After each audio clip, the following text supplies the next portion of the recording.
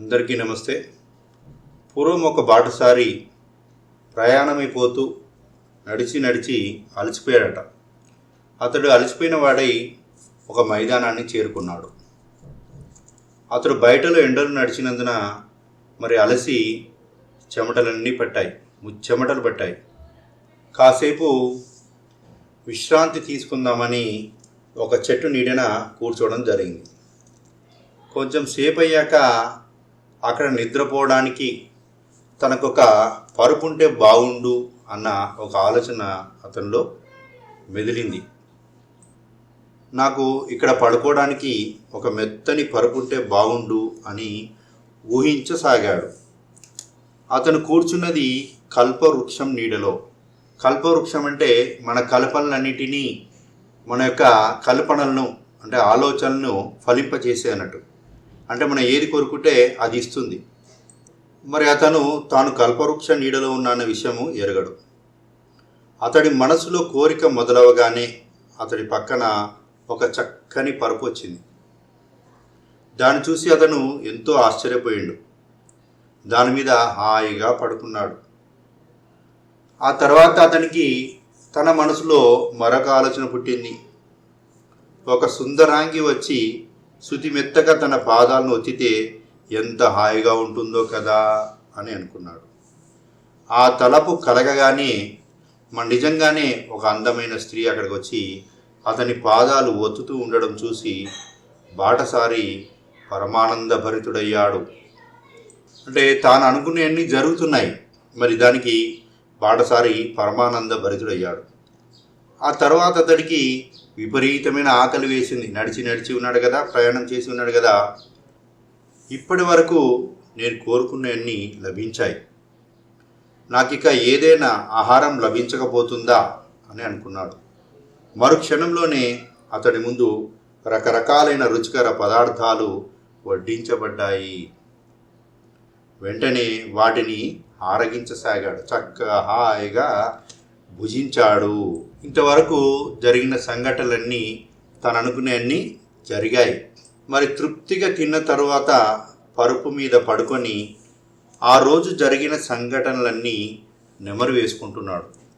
తాను ఎక్కడెక్కడ తిరిగింది, ఎలా అలసిపోయింది, ఆ చెట్టు నీడకి ఎలా వచ్చాడు, ఆ చెట్టు నీడలోకి రాగానే పడుకోవడానికి పరుపుంటే బాగుండు అనుకోని పరుపు వచ్చింది. ఆ తర్వాత అలసిపోయిన తన పాదాలు ఒత్తడానికి అందమైన స్త్రీ ఉంటే బాగుండని కూడా అందమైన స్త్రీ వచ్చి తన పాదాలు ఒత్తింది. ఆకలిగా ఉంది, తినడానికి ఏమైనా ఉంటే బాగుండంటే చక్కని రుచికరమైన ఆహారం కూడా లభించింది. వీటన్నిటినీ గుర్తు చేసుకుంటున్నాడు ఆ బాటసారి. అలా గుర్తు చేసుకుంటూ చటుక్కున ఇప్పుడు హఠాత్తుగా నన్నొక పులి వచ్చి గటుక్కున మింగితే అని ఊహించాడు. చూడండి ఎలా జరుగుతుందో. ఇప్పుడు మరుక్షణంలోనే గాండ్రుమంటే ఒక పెద్ద పులి అతని మీదకి ఉరికి మెడను పంజాతో కొట్టింది, నెత్తురు తాగింది. ఇలా ఆ బాటసారి తన ప్రాణాలు కోల్పోయాడు. సామాన్యంగా లోకుల గతి ఇలాగే పరిణమిస్తూ ఉంటుంది. కీర్తి కావాలని, గౌరవం కావాలని, డబ్బు కావాలని రకరకాల కోరికలతో భగవంతుని ప్రార్థిస్తూ ఉంటాడు. మన కోరికలు కొంతవరకు తప్పక సిద్ధిస్తాయి. కానీ వాటి వెనుక పెద్ద పులి దాగి ఉందని జ్ఞాపకం ఉంచుకోండి. రోగం, శోకం, ధన నష్టం, మానహాని మొదలైన ఈ పెద్ద పులులు సజీవమైన పులి కంటే 1000 రెట్లు భయంకరమైనవి. భగవంతుడు కల్పతరువు లాంటివాడు. మనం ఏ కోరినా భగవంతుడు అది ఇస్తాడు. కాబట్టి భగవంతుని చేరుకునేటువంటి సాధనలో కూడా మనం ముందు ప్రయాణించాలి. మనం ఒక ఇల్లు కట్టుకోవాలనుకున్నప్పుడు మనము దినాంతం దాని గురించే శ్రమించి, దాని గురించి ఆలోచించి, ఊహలలో రూపకల్పన చేసి, డబ్బును సంపాదించి, అప్పు తెచ్చి, ఎన్నో కష్టాలు భరించి కొంత సంపాదించుకున్న డబ్బుతోటి అప్పు చేసి బ్యాంకు రుణాలు తీసుకొని మన ఇంటిని నిర్మించుకుంటున్నాం. మనకి ఇల్లు కావాలని, లేదా వస్తువులు కావాలని, పిల్లల చదువులని, పెళ్ళిళ్ళని, మనకు కావాల్సిన వాటన్నిటినీ మనం చేసుకుంటున్నాం. వీటి అన్నిటికీ, ఈ ఆలోచనలన్నిటికీ వెనక ఉన్న శక్తి ఆ భగవంతుడే. ఆ చైతన్యమే, ఆ భగవంతుని యొక్క శక్తి ఆధారంగా మన ఆలోచనలు, అంతరంగాల్లో ఉన్నటువంటి ఆలోచనలు బహిర్రూపమైన కార్యాలుగా రూపుదాలుస్తాయి. మరి మన పిల్లవాడి పెళ్లి కోసము, చదువు కోసం, ఇంటి కోసం ఎలా అయితే మనం తపిస్తున్నామో, మరి భగవంతుని తెలుసుకోవడానికి, భగవంతుని దర్శించడానికి, ఆత్మ జ్ఞానాన్ని పొందడానికి మరి ఆ విధంగా మనం తపిస్తున్నామా అన్నది మనం పరిశీలించుకోవాలి. కాబట్టి పారమార్థిక సాధనలతో మన మనసును శుద్ధి చేసుకొని, అంటే మన మనసు శుద్ధి చేసుకోవాలి. ఎలా శుద్ధి అవుతుంది? భగవత్ చింతన ద్వారా, అభ్యాస వైరాగ్యం ద్వారా. కృష్ణ పరమాత్మ చెప్పింది కదా, అవును అర్జున, మనసును కట్టడి చేయడం కష్టమైన పనే, కానీ అభ్యాస వైరాగ్యం ద్వారా దాన్ని కట్టడి చేయవచ్చు అని చెప్పాడు. అభ్యాసం అంటే ధ్యాన యోగ అభ్యాసాలు, వైరాగ్యం అంటే అన్నీ వదిలేసి పొమ్మని కాదు, ఏది సత్యము ఏది అసత్యమైనటువంటి ఎరుకను పెంచుకోవడము. ఈ శరీరము శాశ్వతమైనది కాదు, ఈ కీర్తి గౌరవాలు శాశ్వతమైనవి కాదు, ఈ సంపదలు శాశ్వతమైనవి కాదు. అయినప్పటికీ మన విద్యుక్త ధర్మాన్ని, మన స్వధర్మాన్ని మనం నిర్వర్తించుకుంటూ ఈ గడిచిపోయే ఈ దేహంలో, దహనమయ్యే దేహంలో, ఈ దహించే దేహంలో ఉన్నటువంటి దహింపబడని ఆ పరమాత్మని, నా హన్యతే హన్యమారే శరీరే, ఈ చంపబడే శరీరంలో చంపబడకుండా దాగి ఉన్న భగవంతుణ్ణి దర్శించాలి, ఆ భగవంతుణ్ణి చేరుకోవాలి, మన స్వస్వరూప జ్ఞానాన్ని పొందాలి. మరి ఎలా సాధ్యమవుతుంది? మన ఆలోచన ద్వారా ఇది సాధ్యమవుతుంది. ఈ కథలో చెప్పడం జరిగింది ఏమని, అక్కడ కల్పవృక్షం అంటే ఆత్మ చైతన్యం, భగవంతుడిగా భావించండి. అది ఏం చేస్తుంది? మన ఆలోచనను వాస్తవ రూపంలో ఇస్తుంది.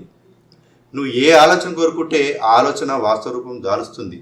దానికి ఎంత శక్తి ఉంటే అంత శక్తి మేరకు తొందరగా ఆ యొక్క కార్యరూపం దాలుస్తుంది. మరి మన సరైన ఆలోచనలు, సరైన దృక్పథాలు ఉన్నట్టయితే మన జీవితం సరైన విధంగా ఉంటుంది.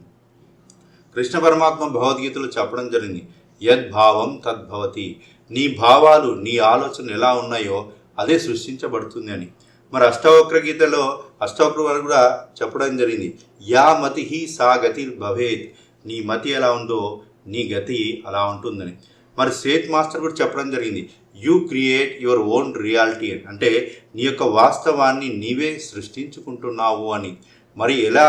మన ఆలోచనల ద్వారా. మరి ఆ కల్పవృక్షము అతను పడుకోవడానికి పరుపునిచ్చింది, పాదాలు ఒత్తడానికి ఒక ఏర్పాటు చేసింది, అలాగే తినడానికి ఆహారాన్ని ఇచ్చింది, మరి తనలో కలిగిన భయానికి పులిని కూడా ఇచ్చింది. మరి ఆ కల్పవృక్షమే భగవంతుడు, చైతన్యము, మనలో ఉన్నటువంటి ఆత్మ పదార్థము. మరి అక్కడ ఉన్నటువంటి ఆ బాటసారి ఎవరే అంటే మనము, మన మనసు, జీవుడు. మన మనసు ద్వారా సరైన ఆలోచన చేసుకోవాలి. సరైన ఆలోచన ద్వారా సరైన జీవితము. భయాలు కల్పించుకోవద్దు. సరికాని భయాల ద్వారా మనము మన రోగాలని, మన కష్టాలని పెంచుకుంటూ ఉంటాం. సరైన ఆలోచనతో నేను సంపూర్ణ ఆరోగ్యంగా ఉన్నాను, నేను అందరినీ ప్రేమిస్తున్నాను, నన్ను అందరూ ప్రేమిస్తున్నారు, ఈ ప్రకృతి అంతా దయగలది, అందరూ చాలా మంచివారనే భావన మనం వ్యక్తం చేస్తున్నట్టయితే మన చుట్టూ ఆ విధంగానే మన ప్రపంచం ఏర్పడుతుంది. మరి అభ్యాస, ధ్యాన యోగ అభ్యాసం ద్వారా, సత్య అసత్య విచారణ ద్వారా మరి మనలో ఉన్న భగవంతుని మనము చేరుకోవచ్చు. ఈ విధంగా సరైన ఆలోచనతోటి మన జీవితాన్ని సరైన విధంగా నిర్మించుకోవాలి. మరి సరికాని ఆలోచనలు ఏంటి అంటే అక్కడ పులి వచ్చి ఆ బాటసాన్ని చంపివేయడమే. సరికాని నమ్మకస్తుల ద్వారా ఇక్కడ ఉన్న సంపదలు, ఆస్తులు, మరి కీర్తి ప్రతిష్టల కోసమే కొట్లాడినట్టయితే ఆ కీర్తి ప్రతిష్టలు, ఆ సంపదలు అనే పులి ఈ జీవితంలో మనని ఆ బ్రహ్మ జ్ఞానాన్ని పొందకుండా మనల్ని చంపివేస్తాయి. మరి ఆ సరికాని ఆలోచనలు అయినటువంటి ఆ పులి మన మీద దాడి చేయకుండా అంటే సరైన ఆలోచనతో మనము మన మనసును, ఆ మనసునే మొక్కను, ఆ మొలకను సరైన ఆలోచనలు అనేటువంటి నీరు పోసి, ఎరువు వేసి, దాన్ని పెంచి పెద్ద చేసి మనకు సరైన మార్గాన్ని, ఆత్మ జ్ఞానాన్ని పొందుతూ మన సమాజంలో ధర్మగీతంగా జీవిస్తూ మన తోటి వాళ్ళు తోడ్పడుతూ మన ముందుకు ప్రయాణం చేయాలి. మరి మనలోనే ఉన్న భగవంతుని మనము దర్శించుకోవాలి. మరి ఈ కథలో ఉన్న కల్పవృక్షమే ఆత్మ, భగవంతుడు, చైతన్యము. ఆ యొక్క బాటసారే మన మనసు. అందరికీ నమస్కరిస్తూ థ్యాంక్ యూ.